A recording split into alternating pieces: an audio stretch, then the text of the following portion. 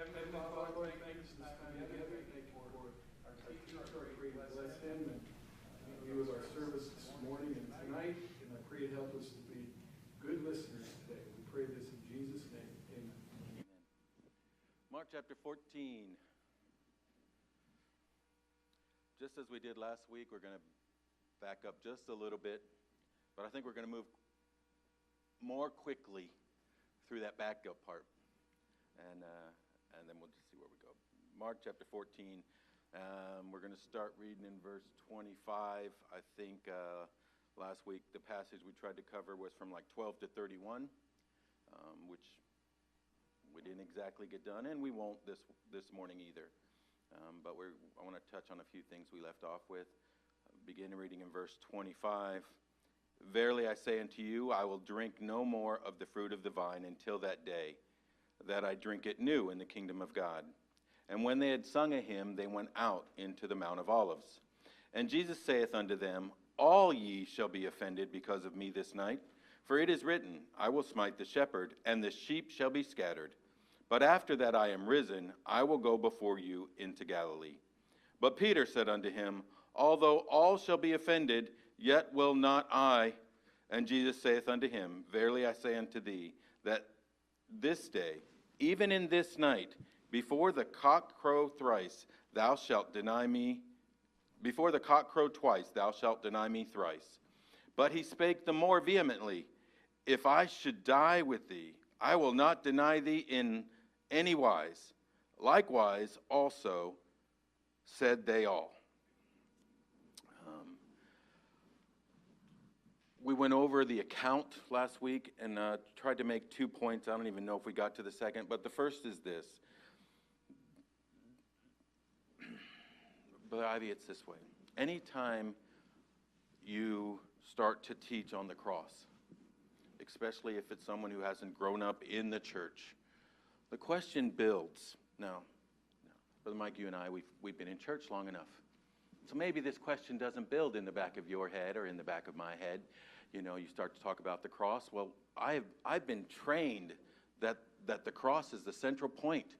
Doug, I've been trained that this is where I owe my life. This is the only reason I have understanding. This is the only reason I have opportunity. This is my hope. Okay, that's been built in me.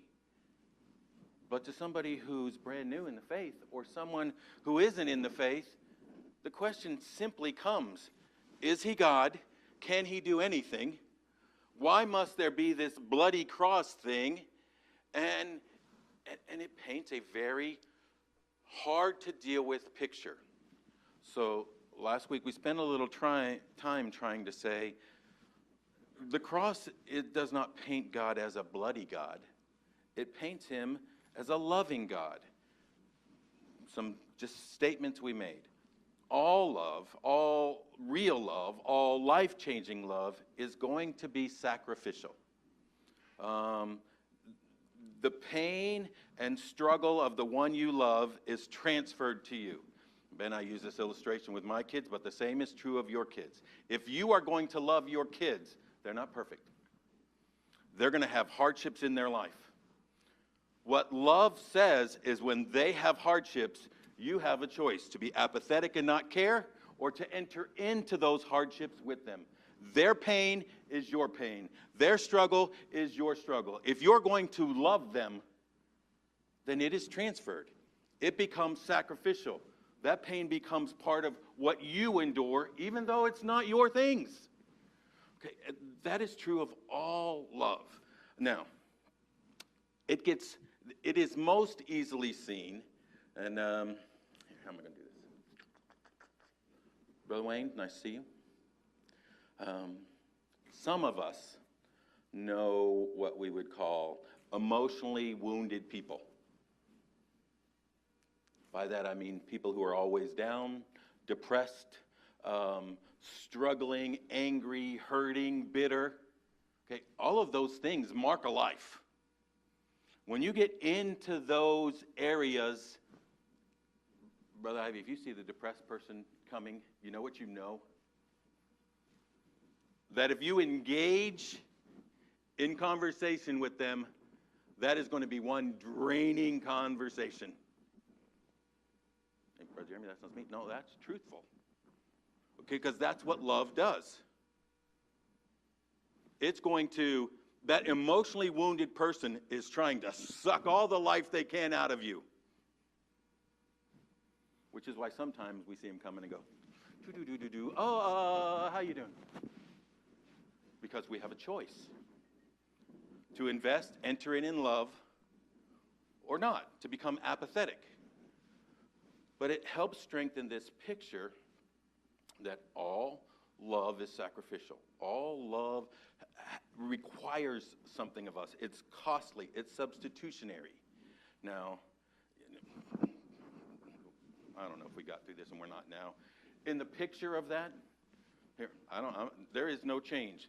If I'm emotionally draining, if I'm struggling in those, if I'm the angry man, if I'm the bitter person, if I'm hurting, if I'm in depression, we'll leave you with some life. I'm going to suck all the life I can out of Brother Mike back there. Now, Brother Mike, if you're going to enter in, you know what that's going to mean? You're either going to become empty and dried up prune, or you're going to need to be filled. And, I mean, Brother Hank, why does the church struggle to be loving? Because we struggle to walk in the fullness of life.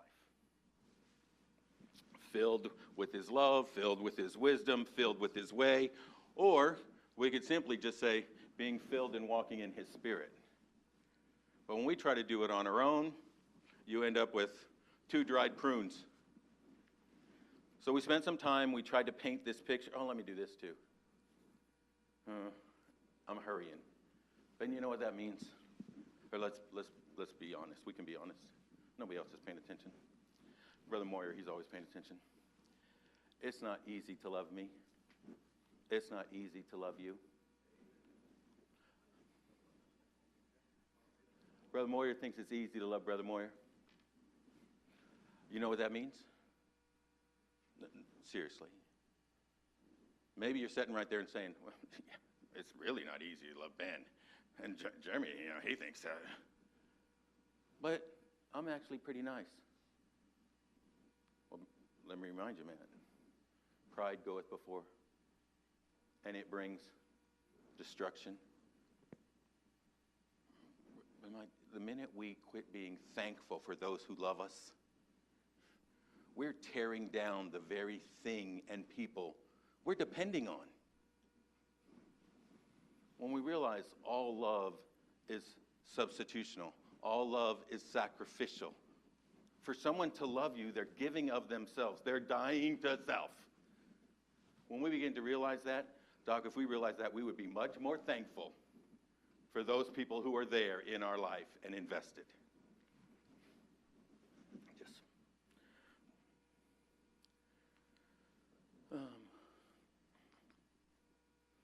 I'll throw this out there.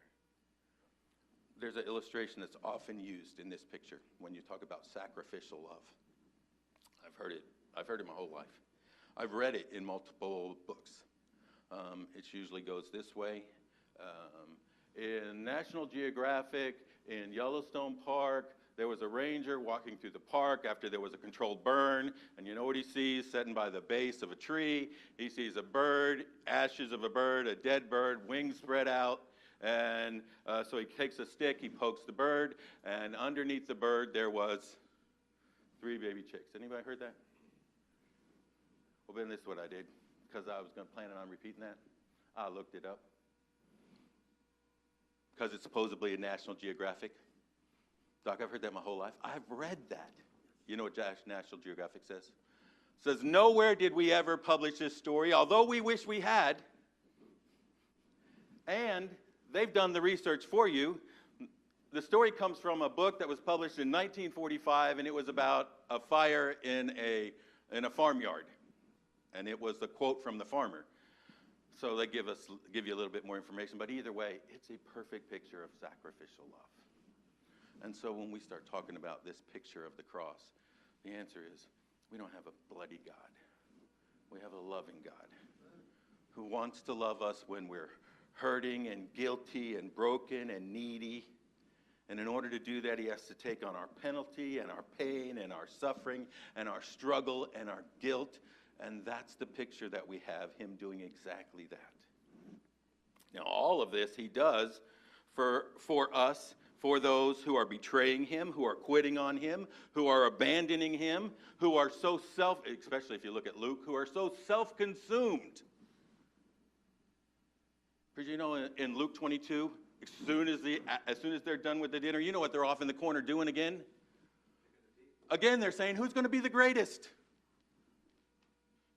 I don't know, this is at least time 3, probably time 4. It's 3 times in a 3-week period. Let it go. But they can't let it go, just like we can't let ourselves go, because that's what they're looking at. Brother Mike, it's in this stage that his love is sacrificial. So we get to this place sometimes. I'm just going to read this passage. I'm going to not comment on it. I'm going to not comment on it.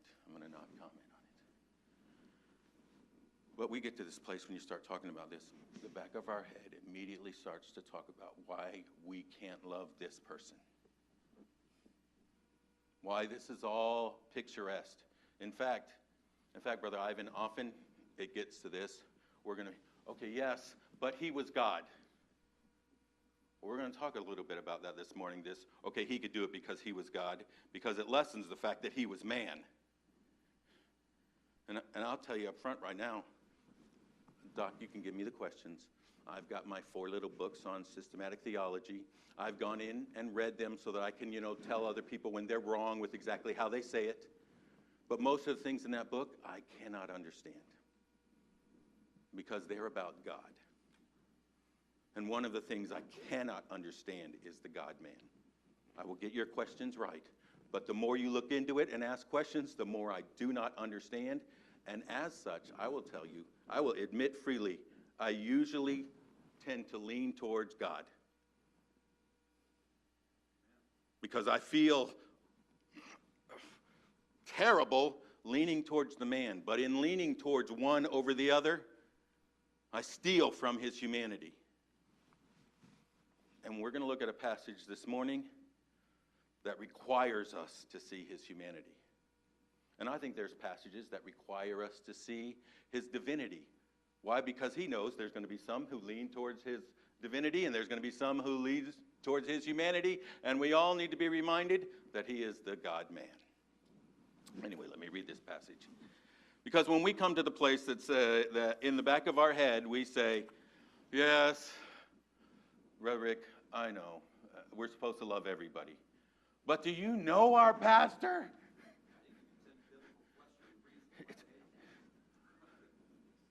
And we start to say, yeah, God could because he's God.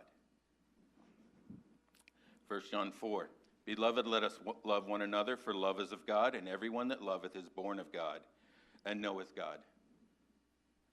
How can they know that we're of him? Because we love one another. He that loveth not, he that loveth not knoweth not God. In this was manifested the love of God toward us, because that God sent his only begotten Son into the world that we might live through him. We love that verse. But those 2 verses in front of that, herein is love, not that we loved God, but that he loved us and sent his Son to be the propitiation for our sins. Beloved, if God so loved us, there's the measurement. Well, Mike, I can try to spin this around in my head as much as I want to. The worst that I am, he died for me. Beloved, if God so loved us, we ought also to love one another. We have a loving God. No man has seen God at any time. There's the problem. You know when they get to see God? When we love.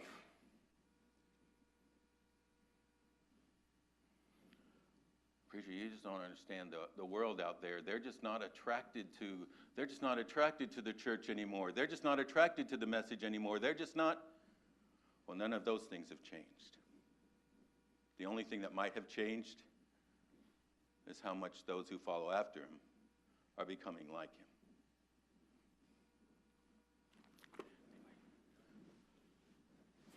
I said I wasn't going to comment.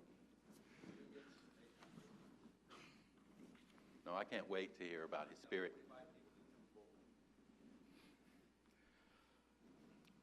Just one more thing from last week we kind of jumped over. And I'm going to tell you, this is beautiful, so I just couldn't jump over it. Back in verse 25, chapter 14, verse 25, he says this, "Verily I say unto you, I will drink no more of the fruit of the vine until that day." Brother Ivy, this is a promise. We have Jesus, the God-man, saying, I will not do this until that. It's an oath. It's a promise. And then he goes on to do this. He says, you're going to fail, and you're going to fail, and you're going to fail, and you're going to fail. You're all going to fail. But after I die, when I rise again, then I'm going to come and get you. By the way, there is no greater picture in all the Scripture. Our salvation does not depend on the quality of our faith. It depends on him. And he gives us an oath and a promise that we can depend on. I'll give you another one of those illustrations I've heard my whole life. Doc, I'm standing on the side of a cliff. I'm a big old guy. You know what? You shouldn't stand on the side of a cliff because it might cause it to cave out. So when it does, there I am sliding, and right there, I can see it, is a limb sticking out of the side of this cliff. Now, Brother Mike, if we're talking about the quality of my faith or the amount of my commitment, here's the amount of their commitment. They didn't make it the night before they ran away and hid. It's not the amount of our commitment. It's his commitment.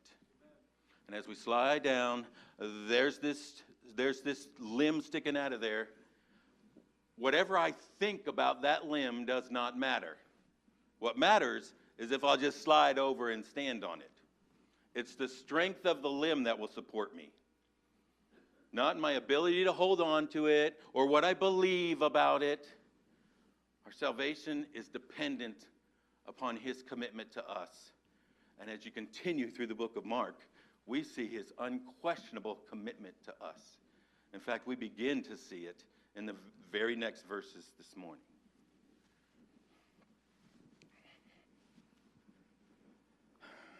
Verse 32.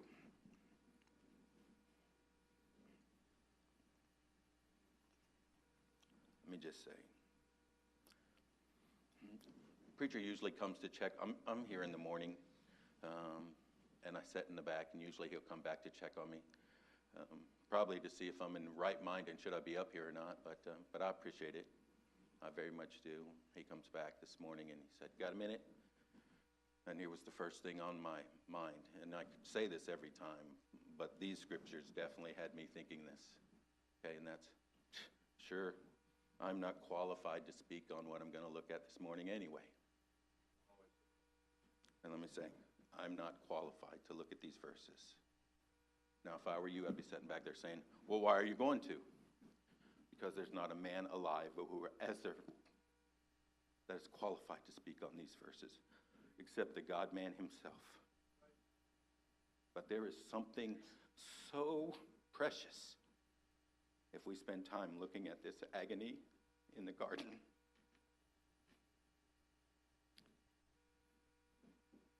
I'm not qualified, Doc. But he is, and I'm going to trust his spirit to squeeze our hearts as we read these verses this morning. Verse 32. Now remember, this is after 31 where they all said, we won't. I spent half of my Christian life thinking that was just Peter. I'm so glad somebody made me read my own Bible. And they came to a place which was called Gethsemane, which we know is the olive press. And he saith to the disciples, Sit ye here while I shall pray. And he taketh with him Peter and James and John, and began to be sore amazed and to be very heavy. Here's one of those places. Preacher, we really could go and just talk about this. We could just talk until we're both crying. I can't understand this. Because, Brother Fraser, I look at him as God. Okay, born of a virgin, he's the God-man, I got it right. But in my mind, I only tend to see him as God. He is, well, we'll just keep reading, verse 34. So it doesn't have to be my understanding of what these words mean. He tells us what these words mean. Okay, this is what it means for him to be sore amazed and very heavy. And he saith unto them, My soul is exceedingly sorrowful unto death. For a lot of you, that is not how I picture God. He is, see, how do you say it? Can you say he's struggling? I'm like, how do you say he's down?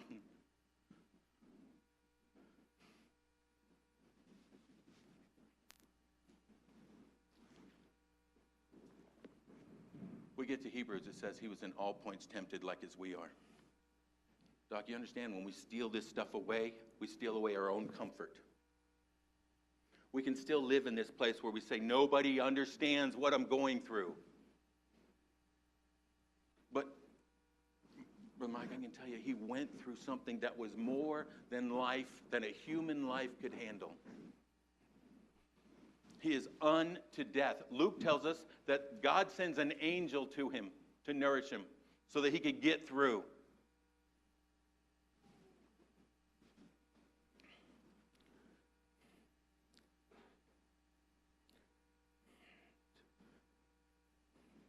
This passage, we struggled to deal with two huge topics. God became man. He was incarnate. And the other we see is Trinity. Even right here. I got to go to the garden to pray. Okay, Trinity, 3 in 1, I know it, blah, blah, blah. So he's asking of himself. He's saying, I need to depend on me. I need to strengthen myself. I need to understand myself. I do not get this. When we start to go through, there is so much here that reveals about God that we don't live in every day. So Ivy, when we say, I serve the God of the universe, there's part of that we don't get. But so much of it is revealed right here. Brother Meyer, I can tell you, I don't get it, but I believe it. Now you can say, well, that's the right answer, but I'm sorry, I can't live like that one. That's just gullible. But Jeremy, I can't live with things I don't understand. Okay, let me tell you something I don't understand. I don't understand how a microwave works. Now, basically, I do. I'll tell you. This is how a microwave works. The microwaves go in there, and they make the hydrogen H2O. Okay, they make that 2, flip back and forth, back and forth, back and forth, back and forth. That's what it does. And that creates friction, hence your heat.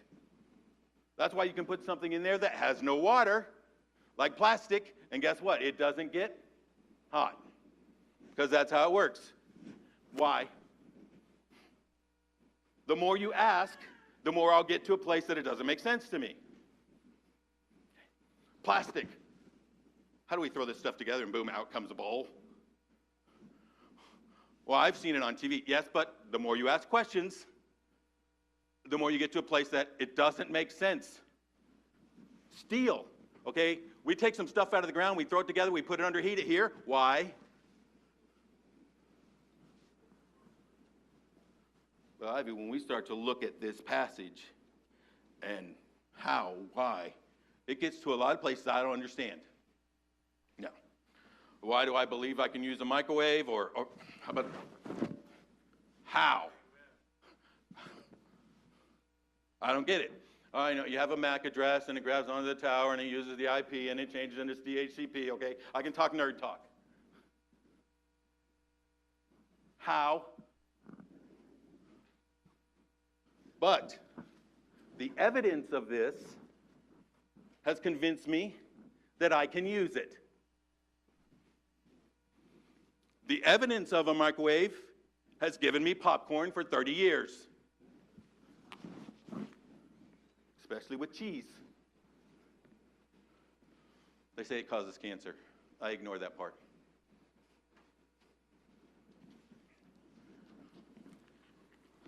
The evidence of this has convinced me of those things I cannot understand. And if you struggle with that evidence, then spend more time with this. And I'm convinced, just like with me, the evidence of this will convince you in the Trinity and in the deity becoming man. I still can't explain it.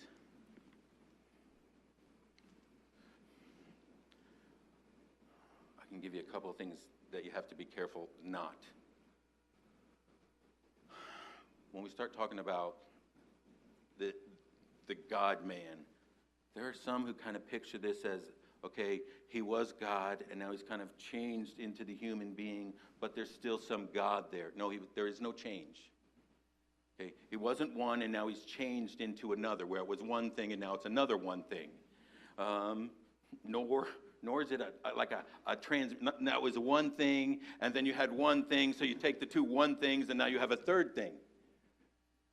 It's one thing, and you still have one thing. He didn't relinquish any of his divinity. What happens is he added humanity to it. But he's still now completely divine, and he's completely human. How? I cannot tell you how the infinite becomes finite and maintains the infinite. I cannot tell you how the invisible becomes visible. I cannot tell you how the creator becomes created. I cannot tell you how the eternal enters into time. But based off of the evidence of his word, I believe it. And I do not think that's gullible. In fact, I think you're ignorant if you read it and don't. Does that sound mean? I don't mean it to sound mean. I mean it if you don't read it again, because you missed something. We tend to look at this as kind of an alternating thing. Doc, he did this in his godness. Jesus wept, which is a great verse, by the way. I mean, I know it's a little verse and all, it's a great picture and all. No, it's a great verse. It is one of those verses that challenges us to look at his humanity. Jesus was hurting. He was sad. There was emotion there.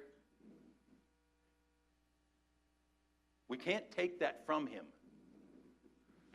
When we take that from him, we limit ourselves because we're dependent on he was in all points tempted like as we are, yet without sin.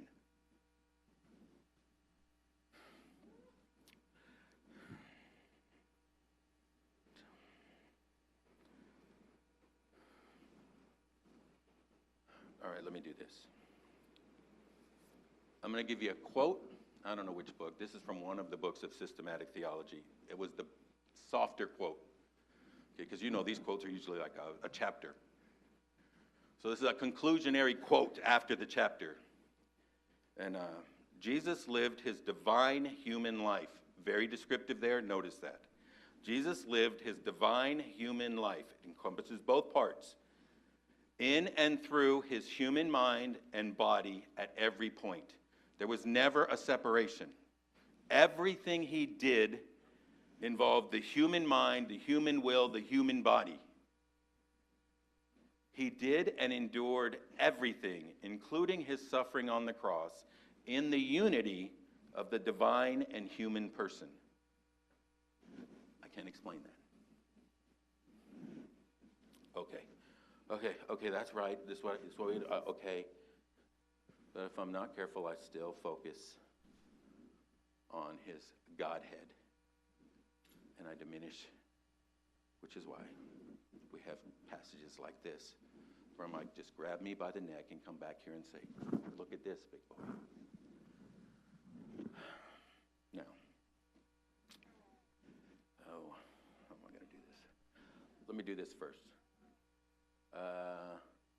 Let me give you one of the places, let me give you a thought where like this challenge matters. Jay, do you have James chapter 1?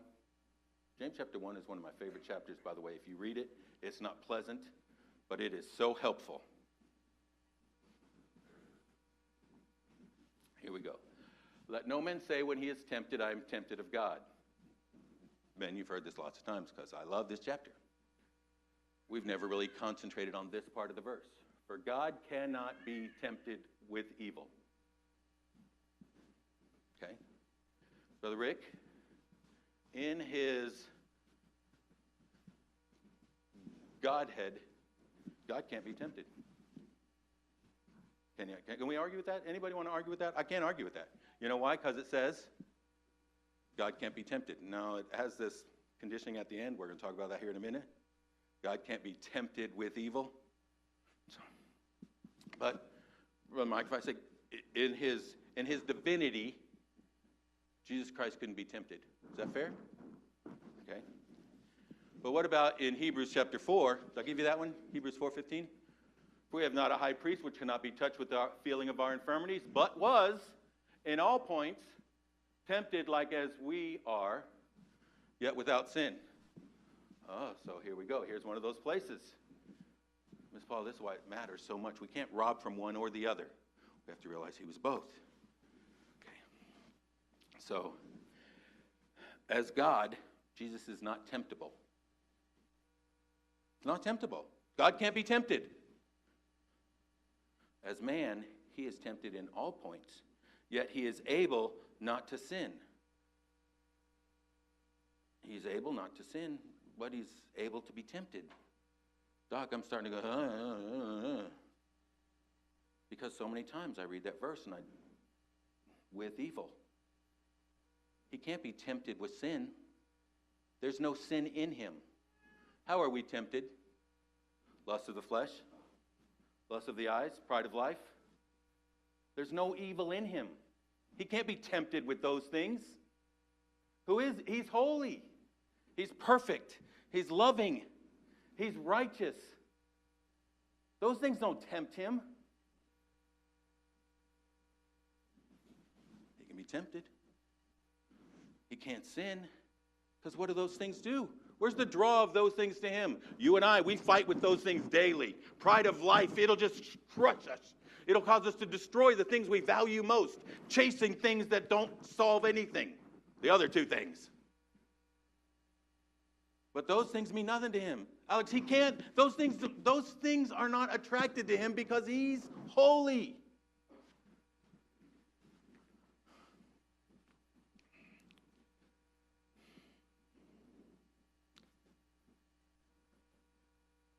We're going to look at this passage, not for very much longer, about 5 minutes.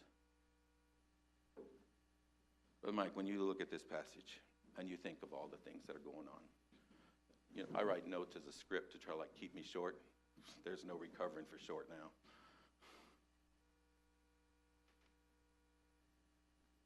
In the garden, he knows he's going to face the attack of Satan. In fact, Luke chapter 22, verse 53.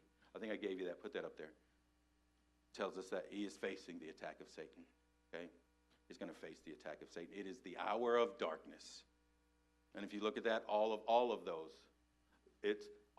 have definite articles in front of them in the Greek. It is the hour, the power, the darkness. He knows he's going to face the attack of Satan. He's going to face the rejection, the betrayal, the hatred of man. He's going to face the beating of the Romans.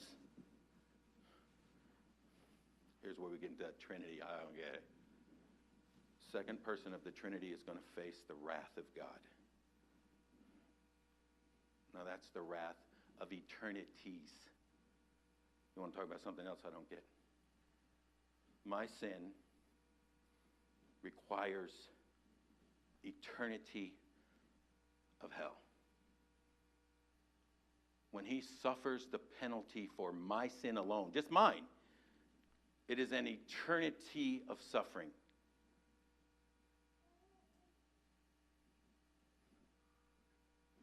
But Mike, he was holy. We can talk about all of those things that are enough to crush somebody with disappointment. Holy for eternity, going to take on the sin of man. What is that? I can't tell you what that feels like. I can't tell you the strain that would put on a human form. I can tell you this, it was unto death. Luke tells us he sweat drops of blood. Now there's a term for that, hemorrhoiditis. I would have to ask Jonathan, read this for me. But it basically says, it's like a balloon. You blow up a balloon, you keep blowing it, you keep blowing it up, keep blowing it up, keep blowing it up. What happens? It's going to soon pop. You keep putting pressure and pressure and pressure and pressure and pressure on your veins, your arteries, your capillaries. They're going to pop. Under such pressure, they popped.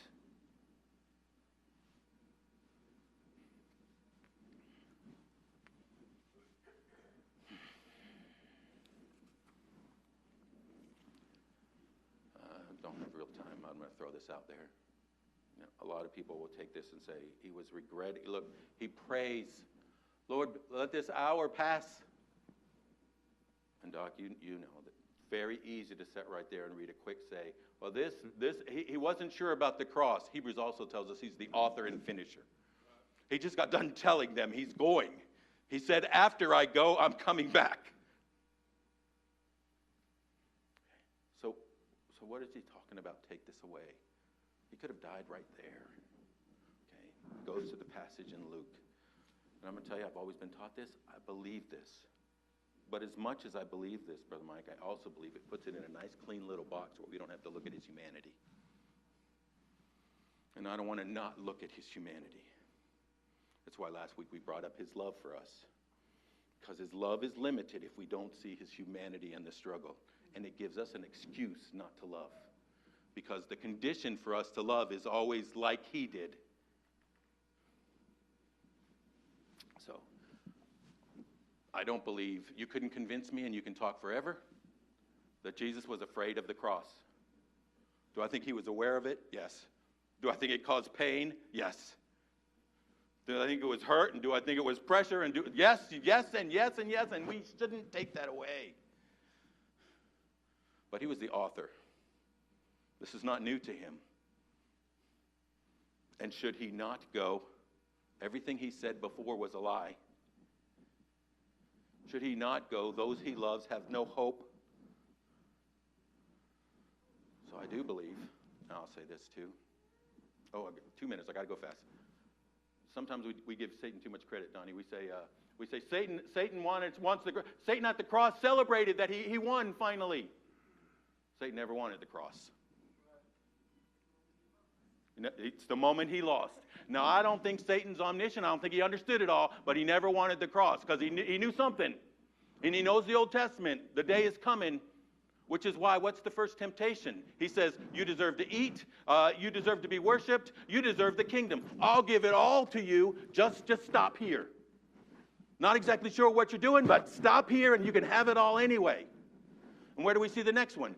Jesus tells the 12, I'm going to go to the cross. What does Peter do? Nope. No. I won't allow it. What's the response? Get behind me, Satan. And here in the garden, he doesn't want him to go to the cross. So, Doc, whether he's rolling out all of these things saying it's too much to try to get him to back away, well, that would be silly because he doesn't know him very well. But if that's what it is, or whether he's just trying to put so much pressure on him that he dies right there, I don't know. But I don't think Jesus was afraid to go to the cross. But he was in agony, falling to the ground and praying. And there are some things we can learn there. Like sometimes God's will for us is hurting. And we can go all through the Old Testament. We can start with the 400 years of slavery. God's will for them. Talk about the captivity. You think there were none in captivity that sought after God? Well, how about Daniel? Where do you think he came from? Yet he lived in a far land, taken away. Remember, he answered to the prince of the eunuchs. Guess what that makes him? A eunuch. I'm sure that wasn't his plan for life at 10 years old. What do we do when God's will for us is hard? Well, he gives us a great picture right there. He goes to his Father, and he calls him exactly that, Abba, Father. And what he seeks is his will. Not mine, not make this easy, not thy will. And sometimes what he wants from us, Brother Mike, is hard. And what he wants us to understand is that he loves us, he's trusting us, follow him, and he's going to accomplish his will. That will bring him glory, and it'll transform us to be like him. We're out of time. But when I look at this passage and look for an answer, look for a meaning, look for something I can apply, that's my application.